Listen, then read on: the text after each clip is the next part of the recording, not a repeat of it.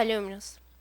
El Centro de Investigación en Arbitraje de la Facultad de Derecho de la Universidad de San Martín de Porres les da la bienvenida a la presentación del MUTCUR con motivo de despedida al equipo que nos representará en la tercera competencia de arbitraje internacional de inversiones que organiza la Washington College of Law en Estados Unidos del 17 al 21 de marzo. A manera de que el público pueda entender en qué consisten los MUTCURs, daré una breve explicación de los mismos. Los MUTCURs suponen la participación en concursos de derecho nacional o internacional que implican la preparación, exposición y defensa legal de un caso ficticio. Generalmente constan de dos fases, una escrita y la segunda que se desarrolla de manera oral. La finalidad de la competencia de arbitraje internacional de inversión es fomentar el estudio de la solución de controversias relativas a inversiones mediante el arbitraje internacional, a través de la simulación de un proceso arbitral y el uso de un caso hipotético. Los participantes actúan en representación de las partes y presentan su sustento jurídico, para luego participar en audiencias donde actúan en representación de las partes frente a un tribunal arbitral. En el presente caso, la parte demandante está constituida por la empresa Butano One Corp, la cual demanda al Estado de Butanolandia por la presunta vulneración al trato justo y equitativo, presuntos actos de expropiación y diversas normas de orden internacional. El equipo que representará a la universidad está conformado por los alumnos Sandra Loli, Cristian Fernández Prada e Italo Carela, contando como entrenadora a la doctora Ana Ponce Narro. Asimismo, el día de hoy nos acompaña como oradora la alumna Ivy Plasencia y como colaboradoras las alumnas Claudia Montenegro y Sandra Vergel, quien les habla. De igual manera, el presente tribunal arbitral está integrado por el doctor Ernesto Álvarez Miranda, la doctora Ana Ponce y el doctor Julio Lozano. Sean ustedes bienvenidos. Dejo en uso de la palabra al director del Centro de Investigación en Arbitraje, al doctor Julio Lozano Hernández. Buenas noches con todos, gracias por su importante asistencia. En realidad es una satisfacción para la universidad, ya hablo en nombre del señor decano que ha tenido la amabilidad de concederme estas palabras breves. Es la primera vez que la Facultad de Derecho tiene a bien enviar a un equipo de la facultad que nos represente en estos MUTCUR de arbitraje. Es conocido por todos que la facultad tiene por lo menos 10 participaciones en MUTCUR de Derechos Humanos, donde tenemos ya un prestigio ganado. Y es importante destacar que la nueva gestión, esta nueva visión que ha traído el doctor Ernesto Álvarez Miranda, pretende fortalecer otros campos del derecho en los cuales la universidad tiene particular interés, y ese es el arbitraje. Como consecuencia de ello, es para nosotros satisfactorio poder mostrar a ustedes en qué consiste un MUTCUR, ¿verdad? Los chicos que van a oralizar ahora han estado trabajando durante mucho tiempo, son arbitrajes de inversión que involucran estados e involucran partes intervinientes, los famosos BIT, tratados bilaterales de inversión, y son casos simulados, como yo le he explicado la moderadora. Como consecuencia de ello, y para no hacer más extenso este tema, porque además tenemos un poco el tiempo acotado, dejo en uso de la palabra al equipo que integra el equipo de la facultad, valga la redundancia. Hará en primer término uso de la palabra la parte demandante y luego la parte demandada, ¿verdad? La parte demandante está formada por los inversores que están demandando al Estado, y la parte demandante estará integrada por Cristian Fernández Prada e Ivy Plasencia, y la parte demandada, es decir, el Estado, estará defendida por Italo Carela y Sandra Loli. Sin más que decir, empezamos el MUTCUR. Ok, tiene la parte demandante el uso de la palabra para que sustente su posición. Señor presidente, señores miembros del Tribunal Arbitral, tengan ustedes muy buenas noches. Soy Cristian Fernández Prada y conjuntamente con Ivy Plasencia ejerceremos la defensa de la empresa Butano One Corp. Pero antes de iniciar a dilucidar los argumentos de fondo que nos convocan por ante su colegiado, vamos a reseñar los hechos más relevantes que motivan nuestra concurrencia ante su digno tribunal, los cuales son los siguientes. En el año 2011, para ser precisos, en junio del 2011, la empresa Oil One Inc., nacional del estado de Mega Oil, se vio motivada a invertir en el estado de Butanolandia como consecuencia que éste había suscrito tratados bilaterales en materia de inversión, para ser exactos, 25 tratados bilaterales en materia de inversión. Asimismo, había suscrito el convenio CIADI, el convenio MIGA y el convenio de Nueva York, lo cual claramente daba a nosotros como inversionistas una aparente seguridad jurídica y política en virtud a la cual decidimos vincularnos e invertir en dicho Estado. Es así que participamos de un proceso de licitación lícito, público y transparente, en virtud al cual obtuvimos una concesión para explorar, explotar y comercializar hidrocarburos en la provincia de Masaya por el espacio de 30 años. Es en el transcurso y en la ejecución de nuestra concesión que en el año 2014, en abril del 2014, luego de un periodo eleccionario, es elegido como presidente el señor Calvo, el cual claramente tenía una postura abiertamente contraria a las inversiones extranjeras y propugnaba ideas estatistas, planificadoras centrales y contrarias a la economía de mercado. Es en virtud de esto que dicho presidente adopta o manda a adoptar una medida legislativa como lo es la Ley de Estabilización, sobre pretexto de la crisis internacional económica y financiera antes aludida. Es por medio de esta medida legislativa que se nos recortan beneficios tributarios y arancelarios y asimismo se incrementan el pago de las regalías que debíamos abonar como consecuencia de nuestras actividades de exploración de hidrocarburos al interior de la provincia de Masaya. Ello no tendría nada de malo y sería un ejercicio regular del poder regulatorio del Estado si es que aunada esta medida legislativa no se habría dado también un acto que consideramos violatorio del trato justo y equitativo y un acto de expropiación indirecta por parte del Estado de Butanolandia, como lo es la creación de una empresa estatal denominada Butanolandia S.A. en agosto del 2014. Es así que a partir del momento de la creación de dicha empresa se le conceden de manera arbitraria todas y cada una de las concesiones que habían sido obtenidas durante la gestión gubernamental anterior a la del señor Calvo, las concesiones que habían sido obtenidas por nosotros. Es en virtud de ello que se produce un acto de expropiación, toda vez que existe una superposición del área concesionada a nuestra empresa, Butano One Corp, respecto del área concesionada a la empresa Butanolandia S.A. Asimismo, se configura una vulneración al trato justo y equitativo como consecuencia que a la empresa Butanolandia S.A. no se le exigieron los mismos requisitos que a nuestra empresa sí se le habían exigido, tales como la ejecución de un plan de inversiones ascendente a 40 millones de dólares y el presentar informes financieros anuales.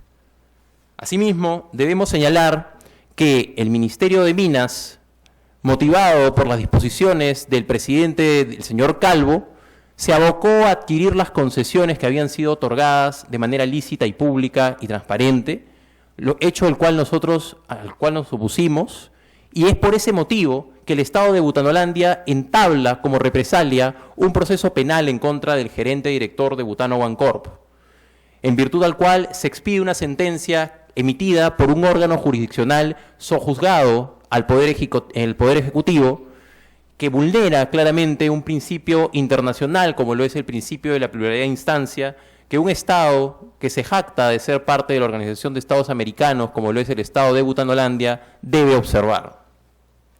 Posterior a ello, el mismo Estado de Butanolandia alega la existencia de una crisis ambiental en vista de haber detectado una incipiente degradación de los humedales al interior de la provincia de Masaya y asimismo alega un incremento en la detección de cáncer de hígado en los pobladores que viven aledañas a las zonas en las cuales nosotros como empresa realizamos nuestra exploración.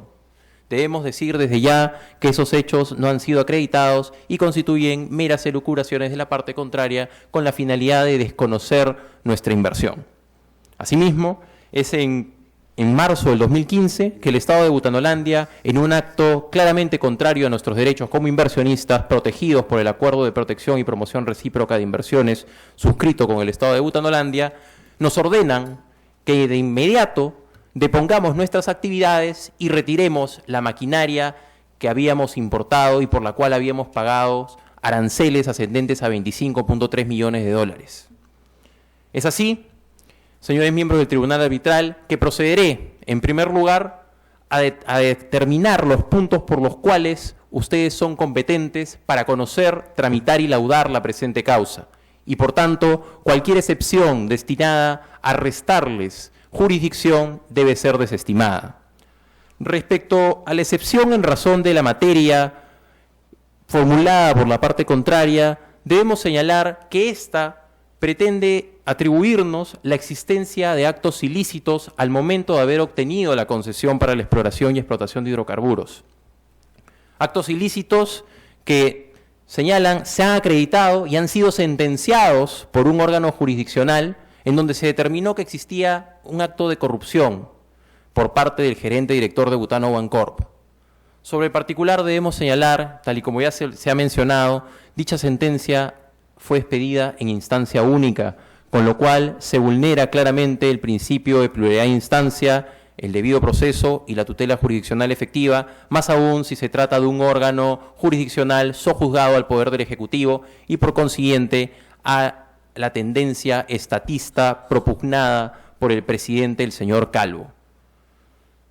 Además de ello, debemos señalar que nuestra inversión cumple con todos y cada uno de los requisitos establecidos en el TESALINI, los cuales han sido vislumbrados anteriormente por el CIADI en el caso Benoclin versus Venezuela, en el cual se determina que para que exista una inversión válida debe existir una contribución económica. Claramente existe una inversión y un aporte económico en vista a que hemos efectuado un plan y hemos ejecutado un plan de inversiones ascendente a 40 millones de dólares. Hemos pagado aranceles por 25.3 millones de dólares y además hemos dado trabajo a pobladores y hemos traído desarrollo al estado de Butanolandia y a la provincia de Masaya. Asimismo, nuestra inversión tiene una duración considerable. Una duración considerable de 30 años que dura nuestra concesión. Existe un riesgo económico, efectivamente, y un riesgo político y un riesgo jurídico. El riesgo económico como inversionistas lo asumimos. Un riesgo jurídico y político que debería haber sido menguado como consecuencia de la suscripción de un acuerdo de protección y promoción recíproca de inversiones. Sin embargo, dados los actos propios perpetrados por el Estado de Butanolandia, contrarios a nuestra inversión, dichos riesgos se han exacerbado de tal manera que nuestra actividad se ha visto perjudicada, y es por ese motivo que concurrimos por ante su tribunal. Asimismo, debemos señalar que nuestra inversión se realizó de acuerdo a las leyes internas del Estado de Butanolandia y es una inversión que cumple con el principio de buena fe contenido en el artículo 69 del convenio CIADI. Asimismo, señores miembros del Tribunal Arbitral, debemos señalar que cualquier excepción planteada en razón de la persona tendiente a desconocer nuestra calidad de inversionistas debe ser desestimada por los siguientes fundamentos.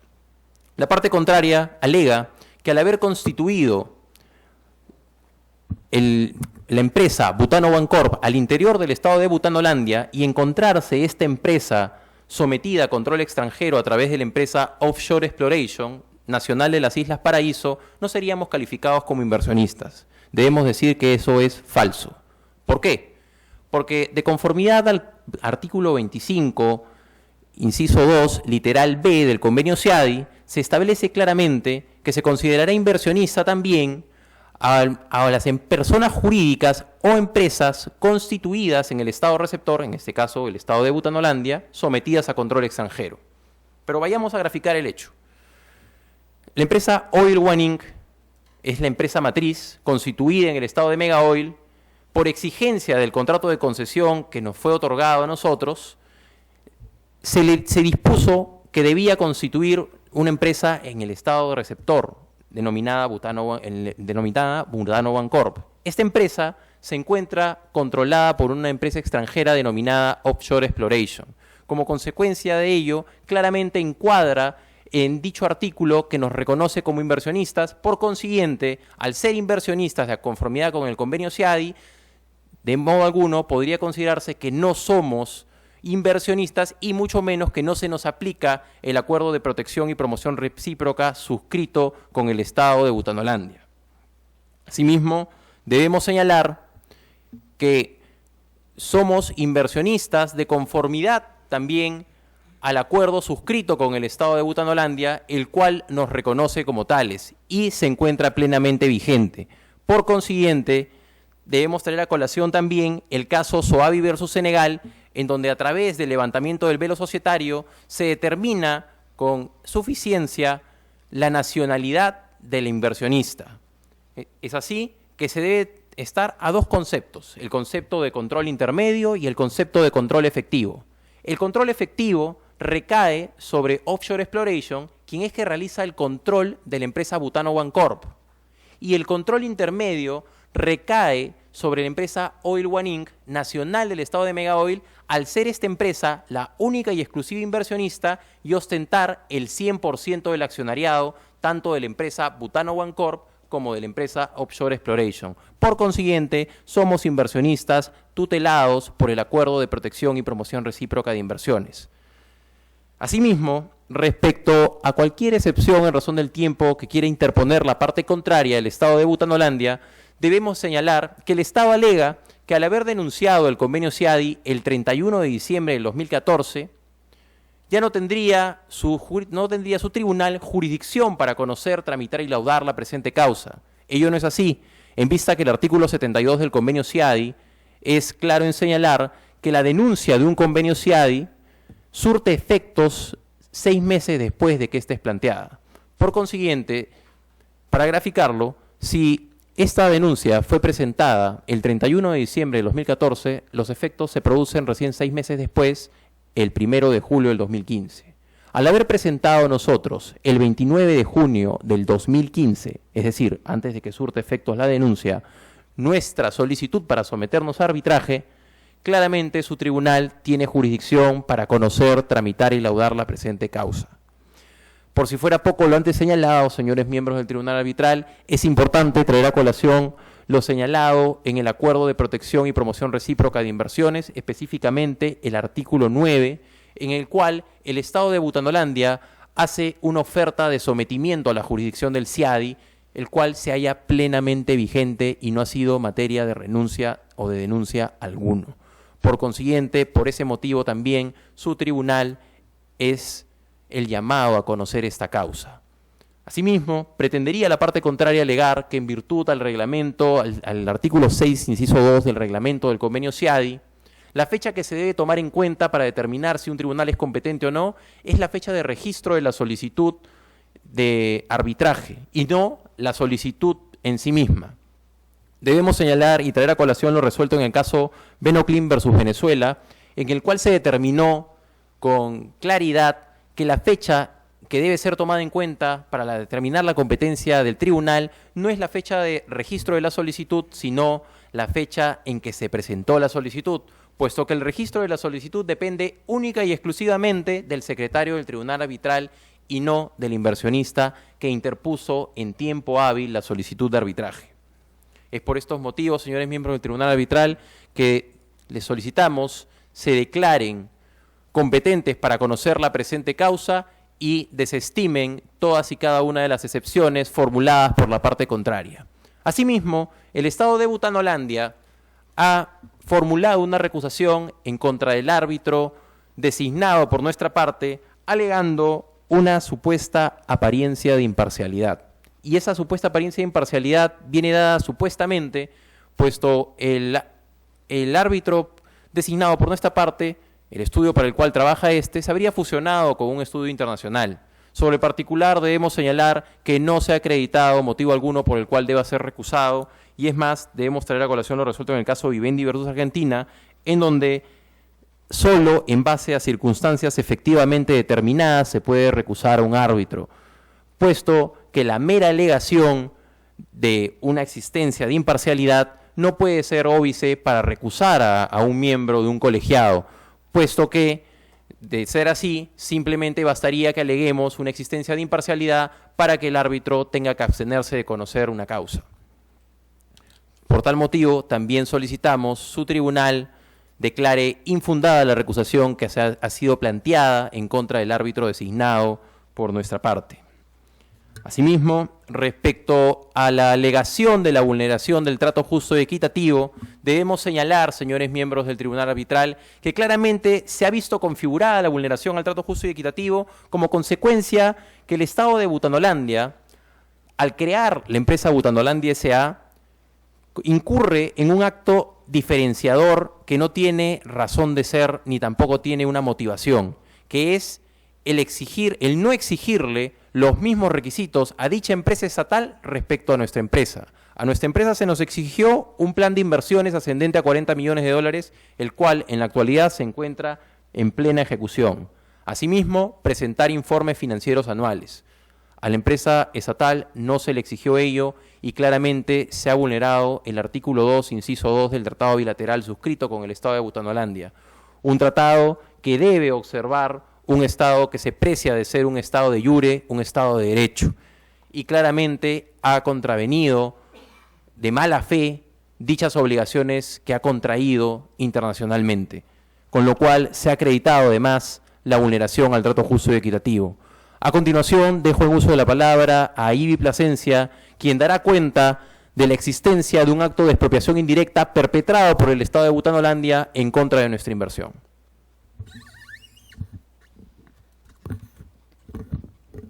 Muchas gracias, Cristian. Señores miembros del Tribunal Arbitral, a continuación procederé a demostrar por qué este es un claro caso y un ejemplo de lo que viene a ser una expropiación indirecta. Debemos recordar, en primer lugar, que en el año 2011 nuestra representada ganó un proceso lícito de licitación, mediante el cual se nos otorgó por un periodo de 30 años y sobre el territorio de la provincia de Masaya una concesión para la exploración y explotación de los hidrocarburos que allí se encontraran.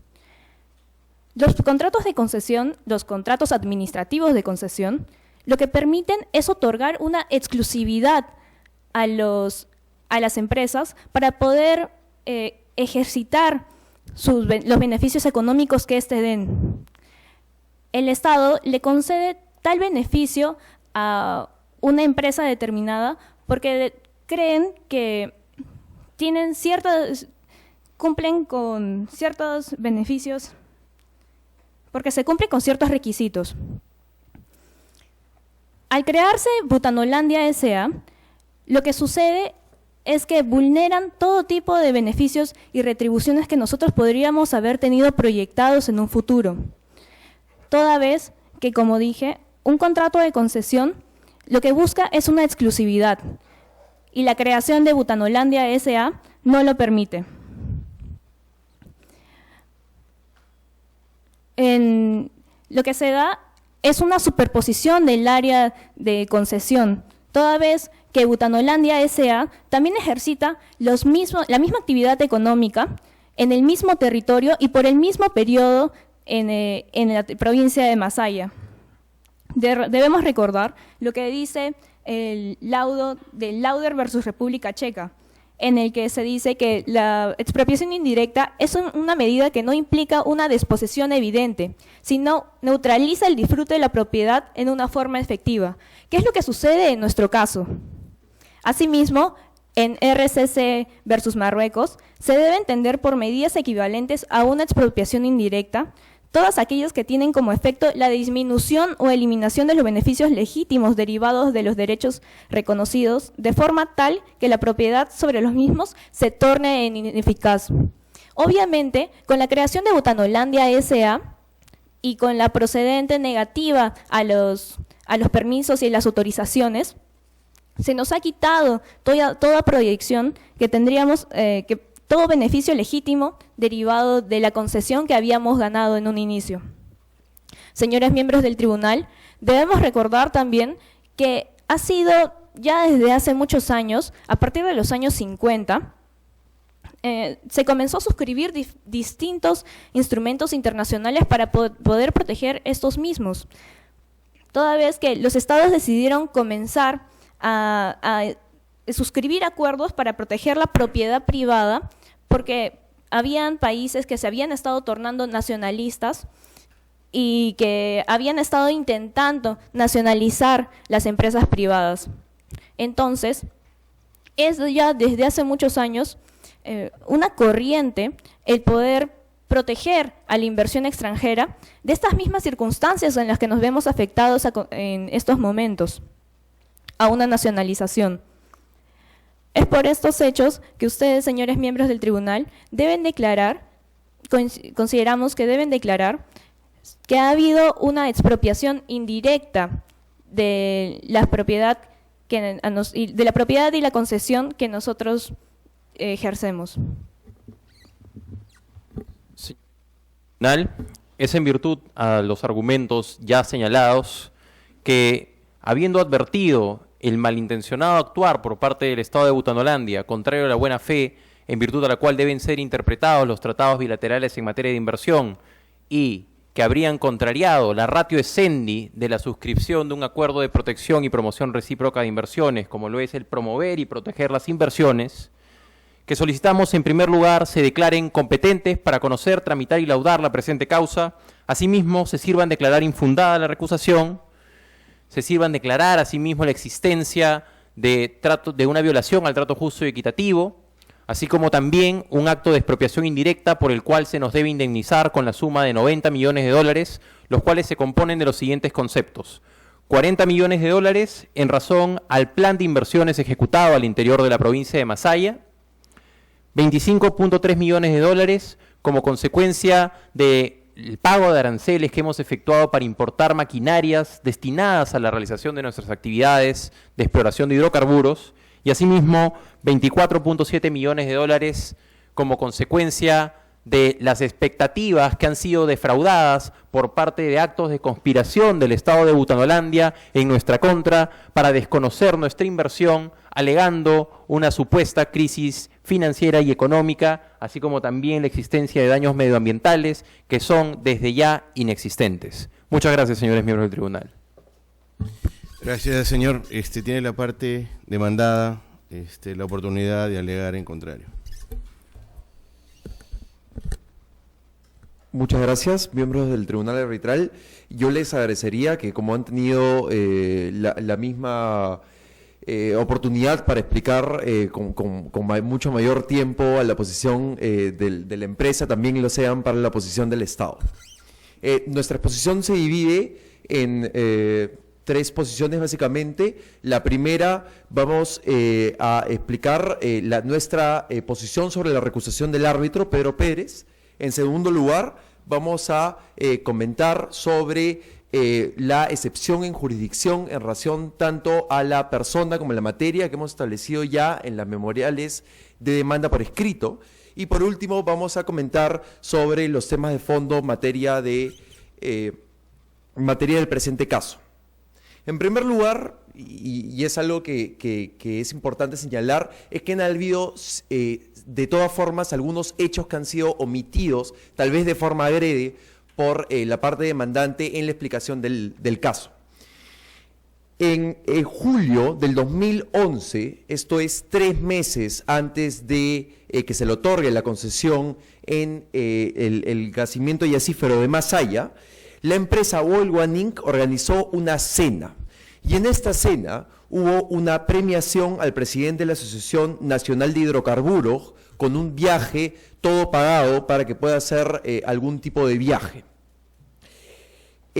Posteriormente, este hecho va a ser mucho más explayado por mi compañera Sandra. Luego, en febrero del 2015, que la provincia federal de Masaya deniega el permiso de comercialización, y en marzo del 2015 que el Ministerio de Minas, esto es, el gobierno central, deniega la autorización de explotación, es que se dieron estrictamente por cuestiones medioambientales. Y esto es que en tanto la empresa pueda corregir estos abusos medioambientales en la zona, podría otorgársele la extensión del permiso de comercialización. Habiendo señalado esto, nosotros mantenemos una recusación al árbitro Pedro Pérez, y les quiero explicar por qué se debe esta recusación. En primer lugar, esto es a que el estudio jurídico del árbitro Pedro Pérez ha sido absorbido por un estudio jurídico que mantiene en la actualidad otros 2 procesos pendientes contra el Estado de Butanolandia. Y esto no sonaría grave si en este caso, así como los casos de la Corte de Inversiones del CIADI, hay información totalmente confidencial y reservada que se tienen que tratar entre ambas partes. Y esto supone una violación directa de lo establecido en el artículo 14.1 de la Convención de CIADI, en el cual se establece que los árbitros deben tener total confianza por parte de las dos partes, tanto demandante como demandado. Y en este caso, al tratarse información confidencial de otros dos casos, consideramos que el árbitro podría estar imbuido de alguna otra forma de parcialidad definitivamente hacia una de las partes. Y cuando analizamos lo que es la doctrina de la imparcialidad, no solo se habla de un riesgo de algún tipo de inclinación hacia la otra parte, o sea, una inclinación hacia la otra parte, sino también hablamos de un riesgo de inclinación. Y sin lugar a dudas, que forme parte de un estudio jurídico que mantiene casos pendientes contra el Estado de Butanolandia puede ser decidido como un riesgo de algún tipo de dependencia hacia la otra parte. Y es en razón a la cual recusamos al árbitro. Quiero señalar asimismo en jurisprudencia el caso Cocofilis Persuata versus Venezuela, que señala que los árbitros no requieren evidencia de dependencia o predisposición real, es decir, no armar un vínculo directo, si se quiere decir, con la otra parte, con la parte demandante, sino que es suficiente con establecer la apariencia de dependencia o predisposición. Luego, en el caso Blue Blanc Internacional versus también Venezuela, se establece algo que es muy singular para el presente caso. La parte demandante señala que como el juez ha firmado una declaración jurada informando de este hecho, de alguna otra forma hay una apariencia de imparcialidad por parte del juez. Y en este caso, el Blue Blanc versus Venezuela, se señala que el deber de comunicación no da por sentada una presunción iure et de iure de imparcialidad. Y es por tal motivo que nosotros solicitamos, en primer término, la recusación del árbitro Pedro Pérez en aras de su evidente parcialidad con la parte demandante. En segundo punto, mi compañera Sandra les va a explicar sobre las dos excepciones que hemos planteado sobre jurisdicción. La primera en razón a la materia y la segunda en razón a la persona. Gracias, Ítalo. Estimados miembros del Tribunal Arbitral, procederé a exponer los elementos por los cuales nosotros sustentamos que el Tribunal debería declinar su jurisdicción. Es menester señalar que a las tres excepciones a las cuales nos vamos a referir son excepción de la materia, excepción de persona y excepción por el tiempo. Es así que para empezar, con excepción de la materia, nosotros queremos hacer recordar el artículo 1, literal B, inciso 3, en donde se establece que para poder una persona jurídica, de acuerdo al TBI, debe estar establecida en conformidad con la legislación del Estado, hecho que ha sido vulnerado por Butano One Corp al haber sido establecida mediante actos ilícitos ya comprobados a través de una sentencia del fuero judicial, sentencia que la parte contraria determina como que fue en instancia única y así se está violando el principio de plural de instancia, a lo cual nosotros nos negamos debido a que no se le ha prohibido el derecho de poder presentar su apelación ante el Tribunal Constitucional de nuestro país. En segundo lugar, también es menester señalar que Butanolandia ha firmado diversos tratados contra la corrupción, tales como los que se encuentran contenidos en las Naciones Unidas, el OCDE o la OEA, en donde se establece que una empresa no puede otorgar dádivas hacia funcionarios públicos para poder obtener una concesión, debido a que esto viola los estándares internacionales públicos de derecho. En tercer lugar, también debemos citar casos como World Duty Free versus Kenia, Metaltech versus Uzbekistán y Inceiza Vallesolana versus El Salvador, en donde se señala que el solo hecho de haber establecido indicios de corrupción, el tribunal declina su jurisdicción, además de que pierde la calidad de inversor del demandante debido a que viola el TBI. Por estos motivos, nosotros también señalamos a través de la doctrina del Illegality Defense, en donde se establece que un demandante no puede beneficiarse de su propio delito ante un tribunal, debido a que se viola la máxima jurídica de que nadie puede beneficiarse de su propio dolo. Nosotros establecemos que se fundan graves y fundados elementos de corrupción en donde se establece que Butano One Corp perdería su calidad de inversión ante el TBI. En segundo lugar, en excepción con respecto a la persona, nosotros establecemos que Butano One Corp, al haber cedido su control directo y efectivo hacia Offshore Exploration, hacia un país que se encuentra fundado en las Islas Paraíso, en donde se establece que no tiene relaciones diplomáticas ni económicas ni con Mega Oil ni con nuestro estado de Butanolandia, se está atentando contra la buena fe de la firma de tratados de la inversión, debido a que se podría suponer que Butano One Corp está cediendo su control hacia un paraíso fiscal para poder evadir las obligaciones ya establecidas en el tratado. Nosotros, por este motivo, también establecemos la última excepción a la jurisdicción, que es en el tiempo. El CIADI tiene diversos reglamentos y en uno de estos establece las reglas de iniciación para poder instituir el tribunal. En su artículo 6, inciso 2, se establece que todo procedimiento se debe tener por instituido cuando se registra solicitud. Cuando se registra la solicitud que ha establecido la parte demandante. La parte demandante se registró su solicitud el 1 de agosto del presente año. Un periodo en donde ya está fuera de fecha de los 6 meses después de la denuncia del convenio CIADI que se dio el 31 de diciembre del 2015. Por todos estos motivos, nosotros pedimos a su tribunal que se declare fundadas las excepciones a la materia, persona y tiempo y que se abstenga de laudar y tramitar el presente proceso. Con estos motivos, le cedo la palabra a mi compañero Ítalo. Muchas gracias. Nosotros, antes de asumir la posición de los fundamentos de fondo del presente caso, queremos establecer que es muy importante para la defensa del Estado de Butanolandia que se declare fundada nuestra pretensión de que los miembros del Tribunal Arbitral desconozcan el presente caso en aras a los evidentes hechos de corrupción perpetrados por la empresa Butano One Corp.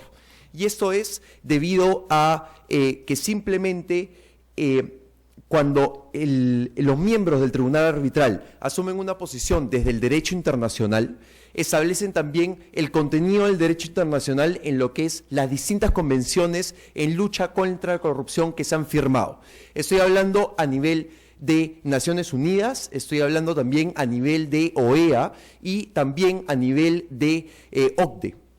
Y esto señala, y esta es una de las pretensiones también de la parte demandante, que señalan que cuando se le ofreció este viaje al presidente de la Asociación Nacional de Hidrocarburos, esta persona no puede emitir informes vinculantes para que la empresa pueda tener la concesión. Y esto ignora totalmente el contenido de las herramientas internacionales jurídicas que les he mencionado y que no se establece que necesariamente este funcionario tenga que tener algún tema, un tipo de decisión sobre el soborno que recibe, sino que aquí se cuenta la actitud de la persona que pretende sobornar para conseguir de alguna otra forma, directa o indirectamente, algún tipo de beneficio.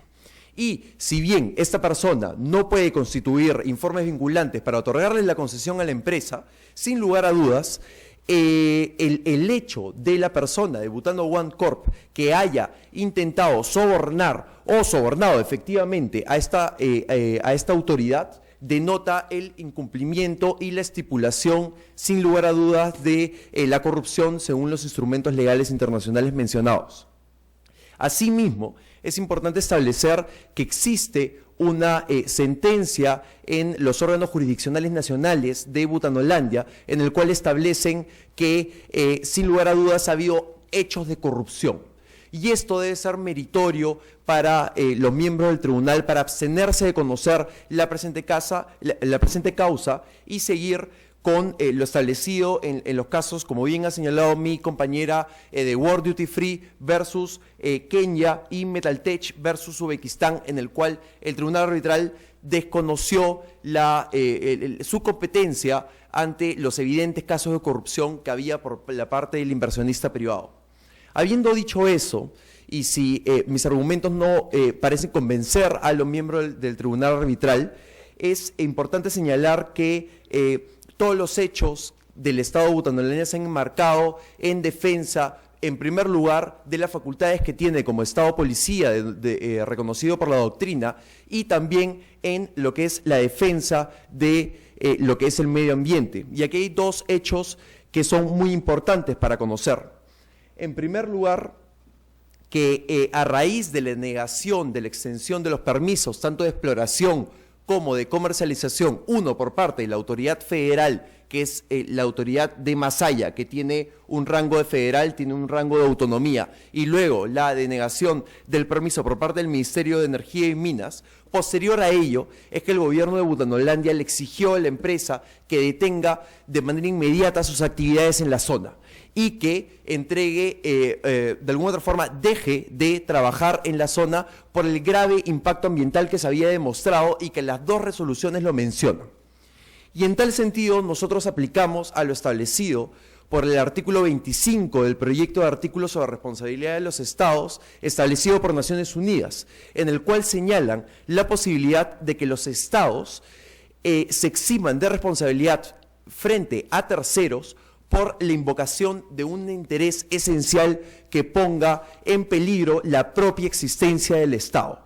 Y en este punto es muy importante señalar lo que es la doctrina de Dupuy.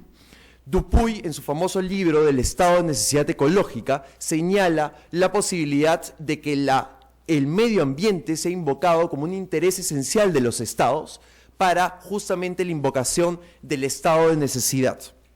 Este artículo 25 señala 5 presupuestos y a continuación voy a señalar cada uno de los presupuestos, los 5 presupuestos y por qué los hechos del Estado de Butanolandia del presente caso se enmarcan en lo señalado por estos artículos. En primer lugar, el interés invocado por el Estado para justificar su situación debe calificar como interés esencial, como ya lo hemos establecido. Además, que lo señalado por el proyecto Caxicobo-Nagui-Maros, que es un proyecto clave, es un caso, clave en lo que es la Corte Internacional de Justicia, se estableció lo que es la invocación del estado de necesidad la invocación del medio ambiente como un interés esencial de los estados para la invocación del estado de necesidad.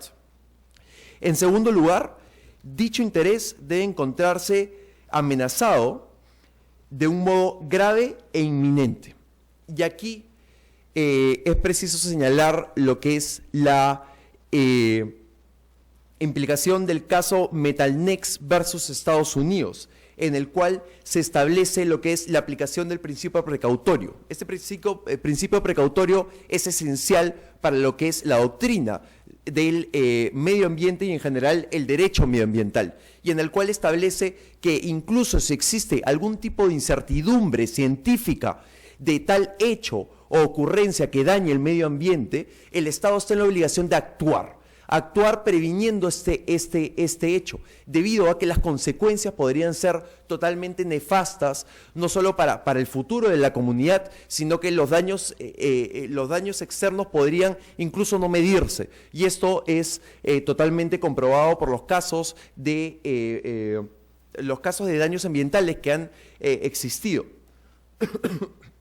En tal razón, nosotros, para establecer las acciones que ha ejercido el Estado de Butanolandia, es que ante algún tipo de incertidumbre, es verdad, no se tenía la certeza absoluta de un daño ambiental en la zona, pero nosotros en la aplicación de ese principio de precautoriedad es que la aplicamos. Y además que han habido 2 razones muy esenciales que también están establecidas en el caso del presente proceso. Y es que, en primer lugar, ha habido un aumento en el diagnóstico de cáncer de hígado de la comunidad, de los habitantes de la comunidad de Masaya. En segundo lugar, que ha habido un impacto y una degradación en los humedales, afectando flora y fauna de la provincia de Masaya. Y en tercer lugar, ha habido una afectación a las comunidades mestizas de la zona por la actividad que realiza la empresa. En tercer lugar, el acto constitutivo del hecho ilícito internacional para debe ser el único modo de salvaguardar el interés esencial del Estado. Y en este punto hemos sido totalmente claros que el Estado apenas tuvo conocimiento de esta situación, alertó a la empresa privada y solicitó que paren y paralicen todas las acciones para justamente prevenir este hecho. En último lugar, se señala que la conducta del Estado no puede ser justificada si dicho Estado ha contribuido a la situación de necesidad en que se encuentra. Sin lugar a dudas, y por el caso expuesto, es que se puede dilucidar que es a raíz de la intervención de la empresa privada que han habido problemas medioambientales en la zona, siendo que el Estado no tiene ningún tipo de responsabilidad por el enorme daño ambiental en la zona y sobre todo la gran afectación existente al futuro de los pobladores de Masaya. Por último, es importante establecer en este tema que el caso Feldman versus México señalan que los estados tienen un libre margen de acción para proteger el medio ambiente a través de actos públicos. Por último, habiendo señalado esto y planteado claramente que en primer lugar el Estado de Butanolandia señala la existencia de graves hechos de corrupción y en segundo lugar un grave problema medioambiental que ha obligado al Estado de Butanolandia a actuar de esta forma, que señalamos nuestro petitorio. En primer lugar, que se declare fundada la excepción en razón a la materia, persona y tiempo, y que el Tribunal Arbitral se abstenga de conocer, tramitar y laudar el presente proceso. En segundo lugar, en su defecto, una pretensión secundaria, que en su defecto se declare fundada la recusación, en primer lugar, del árbitro Pedro Pérez, en aras de su evidente parcialidad con la parte demandante, y en segundo lugar, se declare fundada la invocación del estado de necesidad e infundada todas y cada una de las pretensiones de la parte demandada. No quiero terminar sin antes citar lo establecido en el caso histórico de Rix versus Palmer, que esto fue un caso del año 1889 en el Tribunal de Apelaciones de Nueva York, en el cual establece lo siguiente, y abro comillas: a nadie se le debe permitir beneficiarse de su propio fraude o tomar ventaja de su propia injusticia, fundar cualquier demanda sobre su propia iniquidad o adquirir propiedad sobre la base de su propio crimen. Muchas gracias. Muchísimas gracias. En realidad, este es un pequeño ejemplo de lo que se trabaja en los MUTCUR, luego hay un trabajo de réplica y dúplica, pero el señor decano ha tenido bien acompañarnos, lamentablemente el tiempo es limitado. Igual, quiero dejar constancia de la participación del equipo de la facultad. Los oradores principales serán Cristian Fernández Prada e Italo Carella, está apoyados por Sandra, ¿okay? A quienes por favor les pido, como un deseo sincero de toda la facultad de éxito, le brindemos un fuerte aplauso en su desarrollo profesional.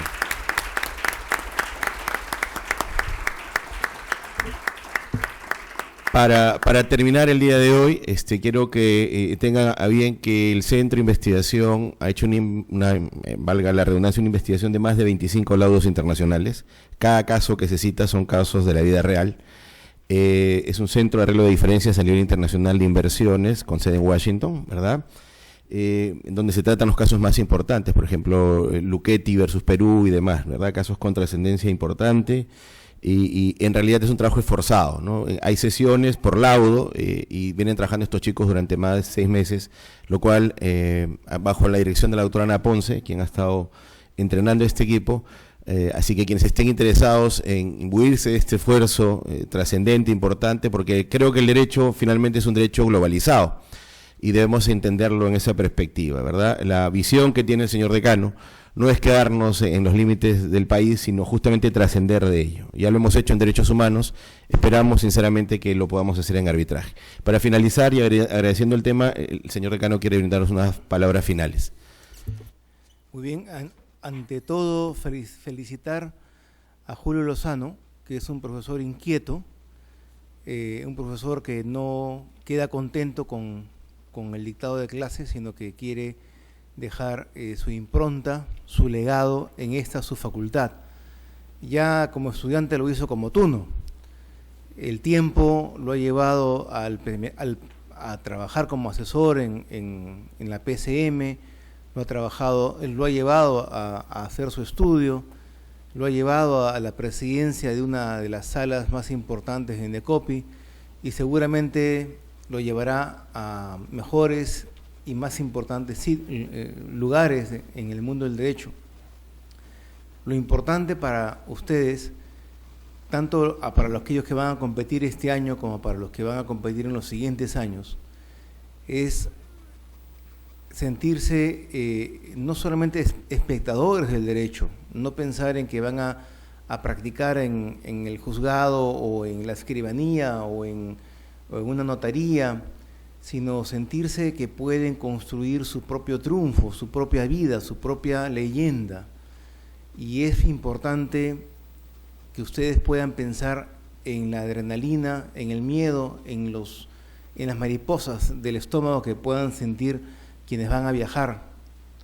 Imagínense en los momentos de la primera ronda.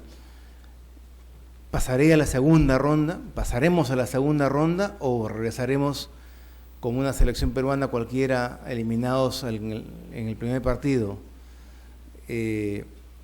Todos los estaremos acompañando en el sentimiento, porque queremos que por lo menos este equipo pase la primera ronda. Será la primera experiencia en arbitraje internacional de esta facultad. Hay otras facultades que ya han iniciado esta senda y han tenido actuaciones bastante importantes.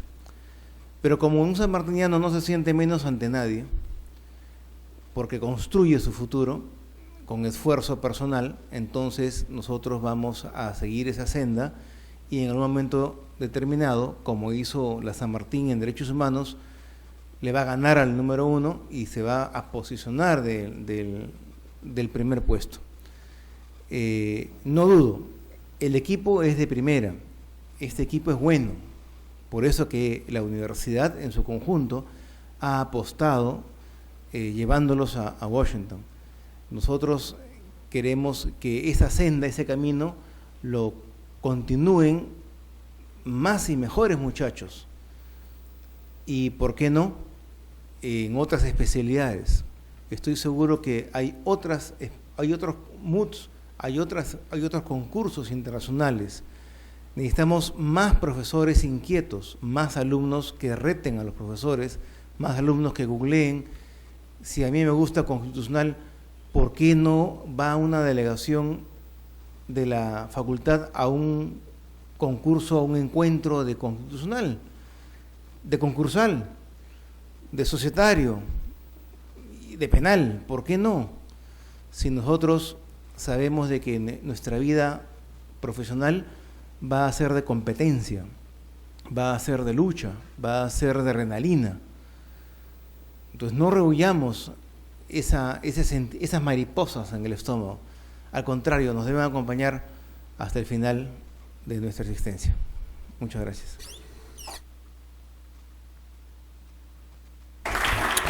Por último, perdónenme, quiero agradecer la presencia del doctor Mario Nuyen, profesor que hemos jalado a la facultad como último integrante, funcionario y gerente de bancos, liquidador de bancos, así que está reforzando la facultad en el área corporativa y de competencia y gestión.